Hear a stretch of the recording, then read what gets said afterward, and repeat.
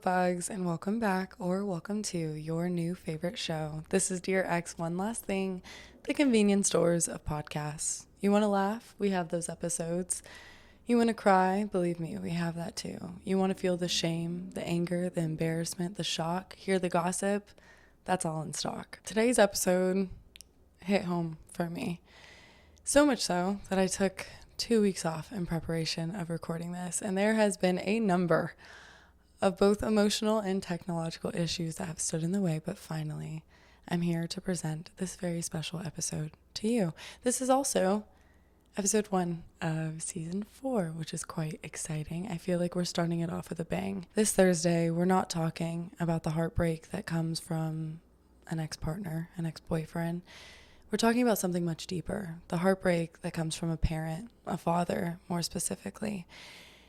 And I would argue that there is no worse heartbreak than the one that comes from the first man in your life. The man whose designated role is supposed to be to protect you, support you, show you the type of love you deserve, show you how easy love can be, and set the standard for all men that come after him. I've warned you. It's going to be a heavy one, so grab your blanket, grab your stuffed animal, grab your tea, whatever it is that comforts you, because we're diving straight into it. Our sender writes into us, "Hi Lovebugs." Hi Mia. I haven't heard a letter like this so far, so hopefully it's okay I'm sending this in. Of course it is.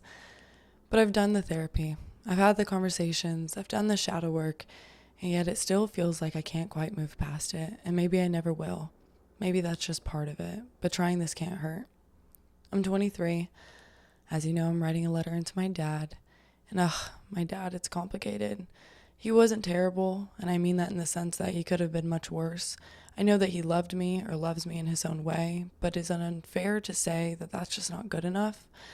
I know he had me young. He was just a kid himself in some ways, a couple years younger than me now, and I can't imagine having a kid. But still, I needed him. I'll stop being so scrambled and try to give you guys some actual baseline. My dad and my mom knew each other as kids all throughout middle school and high school and stayed friends, and he was always in love with her. They finally dated, and their relationship was toxic, but my mom didn't see how truly bad it was until they had me, and she left him when I was probably younger than a year old. My dad stayed in love with my mom, and unknowingly or knowingly, I'm not sure which is worse, used me as a pawn to try and get her back. He played good dad when he thought he had a chance, and then disappear when the pain of the realization that he didn't became too much, and he stayed in this cycle for years. Even the good dad moments weren't that good when I look back at them. Staying up way too late, eating ice cream, watching shows maybe I shouldn't have, leaving in the same clothes I came in, hair matted, face dirty, sleep schedule ruined, leaving me emotional and combative when I got back to my mom's. When I got older, the softness of all those good moments, the game nights, the movie nights, the car rides, the amusement parks, it all changed. The best way I could explain it is it felt like he resented me in a way I couldn't understand. Things would be fine, and then he'd be going off on me for something I didn't know frustrated him. His drinking became worse. He chose work over coming to support me. He complained about any little thing that required being a parent, driving me to practice, spending money on school or sports equipment. But doing good in sports or school was really the only time I knew he loved me, knew he was proud of me. There's so many little stories and examples, hundreds of them really, that I could bring up to better paint a picture for you, but does it really even matter? The point is, what I need you to know is I just grew up feeling like there's something wrong with me that makes him so angry. I believed my whole life that there was something inherently off-putting or disgusting about me that makes him not want to see me, that makes him want to cancel on his plans or not reach out, that makes us so distant, that puts space between us. There must be something that I have to change, and then he'll love me, and then he'll miss me. It didn't help that he then got married and had kids. They're still both very young, both under 9, and I watched him be the father to them that I needed. Present, changing his work schedule, changing his health, his communication, all of it. And I'm so happy for them, but deep down, selfishly, it hurts. I don't want the alternative. I don't want them raised the same way I was, but I needed that. I needed him the way he is now, loving and honest and open and apologetic and soft. The ability to emotionally regulate and be present and communicate. Maybe it's just that he's truly an adult now. Maybe it has nothing to do with me. And I know now I was a child and maybe there's nothing I could have done. No, there is nothing I could have done. And I know he was dealing with a lot of heartbreak and life uprooting and figuring out adulting while also dealing with still undiagnosed neurodivergence. But fuck, Things with us are good now, I guess, but in some ways he feels like a stranger. I don't think he knows anything about me. I feel like I've let a lot go, but every now and then when I meet or read about a really exceptional dad, or when I trace back a painful narrative that I tell myself when I trace that back to him, it stings. I wonder if it'll always be like that. Sometimes I'm angry when I think about all the bad boyfriends I've been with because they said things he wouldn't while acting as he did. They told me I was good enough while treating me like trash, and it felt familiar but also filling a void of the things I was missing. I think about how much heartbreak and healing I could have avoided if he could have just been who I needed him to be. But then I think, what's the point of blaming him? What's done is done. I can only love him for who he is now and choose to start with what we have. It's harder done than said. Anyways, here's my letter. Dear Dad, funny. I've thought about what I would say in a letter like this for so long, and now I'm here and I can't think of a single thing to say. I'm happy for you, for the life that you've made for yourself, for the father you've become, for the husband you are, but I'm tired. I'm tired of being mature for my age, for looking at the whole picture, for seeing all of the working parts factoring into your parenting, your past, your trauma, for factoring in other people's life and measuring their trauma to mine to see how deeply I could feel it. I'm tired of the fact that I can't turn that off. Even now, as I write this letter, I know it's for me, and all I could think about is how it would affect you if you heard. I recently realized my empathy and my ability to always place myself in others' shoes is a trauma response for my brain not being able to handle feeling like it's all my fault, feeling like the mistreatment was all my fault. But sometimes, I just want to be selfish and not feel guilty about that. I want to ask you why. Why couldn't you be what I deserved? Why now? Why not then? And not be faced with the reality that it's not changeable, it just is what it is. I want you to feel how I felt and not be faced with the reality that not only is that not possible, but I'll be asked with what can we do with it now? I want to let it go or hold on to it and stand on that and not be stuck in this in between. I want you to want to know me for who I am now and not just enough that you don't feel guilty. I don't know, maybe I'm asking for too much. Maybe my expectation for all my relationships in life are too much. But if somehow you hear this and somehow you know it's about you, please know I do love you. I'm mad, but not even at you, just a general feeling, but it passes. I'm grateful for everything you've done and continue to do, and I'll miss you like hell when you're gone, and I'll regret having this feeling, but I think for now, I just have to feel it. Thank you for making me realize how strong I am, and I hope one day I could also trust you enough to show you how weak I can be at times too. I love you. Until we talk again. The first several times I read this letter, I was speechless. For so many letters that I get, my brain is racing 1,000,000 miles per minute and I have so many thoughts and it's hard to keep them all to myself because I don't want to forget anything. For the first time, I read this letter and I didn't have anything to say. I just kind of sat with the feeling that it gave me. And the conclusion I've come to with that is sometimes in situations like this, myself included, you just need to let yourself sit. You just need to let yourself be and let yourself feel. And I'm sure that's what's felt like you've been doing your whole life. Just sitting and feeling and waiting and hoping to feel better. But I think when we sit and we let ourselves just be and we let our thoughts and our feelings just pass and we just notice them and don't try to do anything about them, they actually end up guiding us. Our nervous system ends up guiding us on whether we should stay or we should go, whether we put work into the relationship or we let that go, and what kind of people we continue to give second chances to, and what people we recognize are just not good for us anymore. And our feelings will change based off of so many things, based off of the month we're having, based off if we ate, based off if a movie or song we heard triggered us in a certain way. But the more consistently we let ourselves just feel them, then we could see what the consistent underlying emotion is, what the underlying message is, what actually makes us feel good and what makes us feel uncomfortable, instead of making an irrational decision or having an unplanned conversation that might not get us to the outcome we're hoping for. I want to take a sidebar and say I am so angry with the way that society has painted daddy issues and made it into some sort of sexual kink or attraction that men have to women specifically because they have daddy issues. It's disgusting.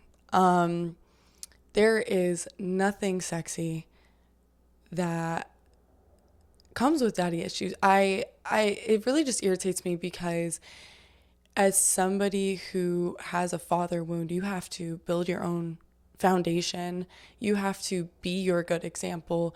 You have to build yourself up and break a pattern that tells you you are not good enough, and know that you are. And there is nothing that should be attractive about a girl crying to herself, wondering why couldn't she be chosen by her own kin? Why is she not good enough? Why is she hurting in this way? What did she do to deserve this? And then the amount of just pure emotional, mental, spiritual labor that has to be done to get herself out of that. And I think it is so problematic that we have made it so normalized for men to seek out women with daddy issues, because all that says to me is you want a girl who's vulnerable, who's easily manipulated, and you want to show her the bare minimum kindness because you think she'll be surprised at it, so you could have her around like a loyal little pup. And if that is something that turns you on, if that is something you are into, baby, you have to do some deep, deep, deep inner work, because I mean, I'm not saying that men should be necessarily turned off by trauma that comes from family. I think, everyone comes with some type of baggage, and I think a good partner is not going to be more or less attractive, but is just going to want to help their partner through that. But like the amount of men that I have seen with this dirty little sinister smirk when they're like, oh, what, you have daddy issues, talking about, their date, or when I found out she had daddy issues, I was just so excited. Seeing a woman strictly as something fun you could conquer and not as a human being is sick. And it needs to be called out as sick. And if you hear a man that talks like that, call him out. Bring back shame. Bring back public humiliation and throw tomatoes on him. Anyways, I can't talk about that for too long because I will get frustrated. But I have so much respect for the mothers that have stepped up and been both parents to either their children or themselves. I applaud you. And it's no easy task, and I have so much love for you, and you are what makes the world go round, truly. As I said, it's not easy being your own good example, and it's not easy teaching yourself the rights and wrongs of dating, and it's not easy when you are dating as a woman coming from a home with a fatherly wound, because you don't know if you're picking someone because they're really your person or because they feel familiar to you. And again, that's when I want to stress, just let yourself feel, really take in how your nervous system feels without trying to over explain the feeling or make excuses for yourself or make excuses for them. Does this person make you feel like you're walking on eggshells? Does this person remind you that you don't feel good enough, that you're not going to amount to much? Does it feel like you have to be perfect for them, otherwise they'll leave? Does it feel like you're constantly apologizing? Does it feel like you can't breathe or function correctly for them? Does it feel like you're never getting their approval? Or do they make you feel like you could do anything? Do they make you feel like they're always going to be there for you, not just through the pretty, but through the ugly and hard? Do they make you excited for life? Do they make you want to live a long, healthy, happy life? Do they make you want to be better for yourself? And if it isn't the latter, you need to know that you shouldn't try and change them and prove to them that you're worth their love, their approval. You need to just trust that you are. And if you trust that you are, then you have to trust you'll find someone who actually sees it without having to beg for it. As someone who personally related to this episode in some ways, and only being 23 myself, I don't know if the feelings go or if they stay. I think it's probably like grief, where it never really leaves you. You just grow around it. You just grow bigger so that the grief feels smaller, even though it hasn't really changed. It's something that'll always shape you, but that doesn't necessarily have to be a bad thing. When you go through unfair, unfortunate events, as everyone will experience at some point in their life, but whatever specific unfortunate event you go through, you'll be able to see yourself in others. And when you see yourself in other people, you'll see what they need. And when you go through something unfair in life, there are only two ways to go about it. You could repeat the pattern and take it out on other innocent people and be the hurt person that hurts people, or you could stop the cycle. And is it fair that you have to be the one to stop the cycle? Of course not. Is it fair that you went through it in the first place? Of course not. But now that it's happened, you could view it as a type of superpower, to be able to recognize the pain points and the weaknesses of other people. And instead of following the example you had and exploiting that, you can choose to show them that the world is good and it's full of kind people who understand and who care. Without the pain of the trauma, without the unfair circumstances, you wouldn't be able to relate to these people. And maybe you wouldn't be able to end up finding your path, finding your purpose. And that's pretty crazy to think about, but life works in the craziest, most mysterious ways. I want to touch on something that you mentioned this episode and tell you there's no real point to measuring your trauma against someone else's to see if you're allowed to feel the pain from your own experiences. I'm going to tell you right now, you're allowed to feel the pain from your own experiences, even if something worse is happening in someone else's life, even if there are terrible things happening across the world, even if there are worse things that have happened in your own life. I agree. It's great to be grateful. Having a consistent gratitude practice will change your life, change your health, change your mindset. I agree. But when you don't let yourself understand the depth of how something affected you, you don't know how far or how much work you'll need to go through to actually move past it. If you're constantly trying to drown yourself in a positive mindset and just compartmentalize all of the pain and all of the situations, they're not really going away. They're just kind of piling on top of each other until at one point we combust and we don't even know what's the actual thing that set us off. And I saw something today that said not allowing yourself to be like frustrated or hurt when something hard happens because you feel like it's just going to manifest more unfortunate scenarios if you think or feel or act negatively is not true positivity. It's not true high vibrating frequency. It's just the fear of the negative. And the point of hardship, the point of unfortunate is unfortunate a word? I don't know. But the point of it is not to just constantly bounce back and not feel it. The point is to know how you deal with it. The point is to know how to survive through the discomfort. It's not to force yourself to be happy all the time. That's not living. It's not.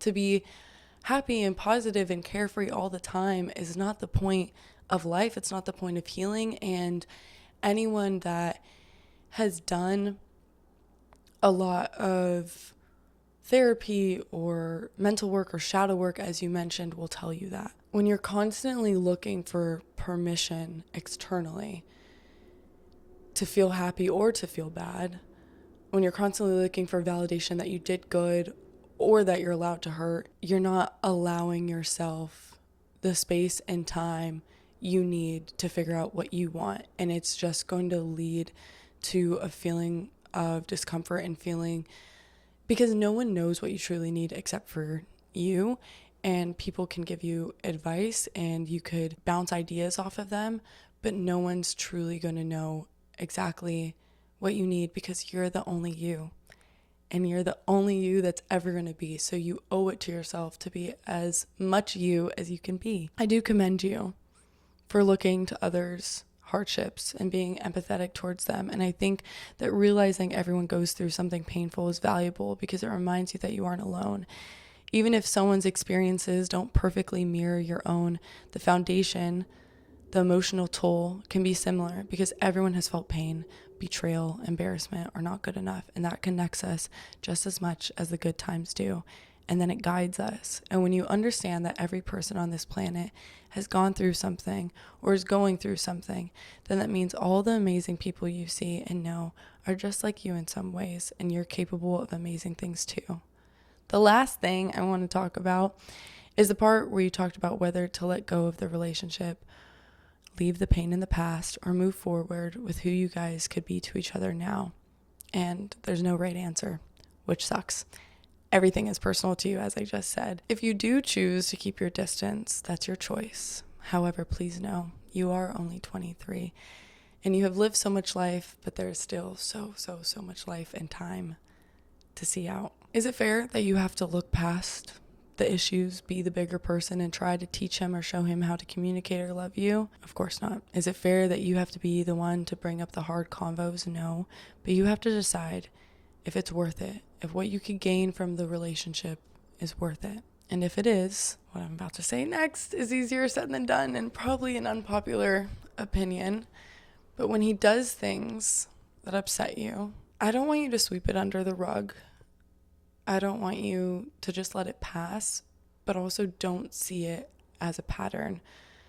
Try to let yourself see it as an isolated incident, or maybe, like factor in like a month's worth of behavior, but don't see it as 23 years of being let down. Because for someone who is actively working on changing, especially this late in life, as it sounds like he is, the pressure can be paralyzing.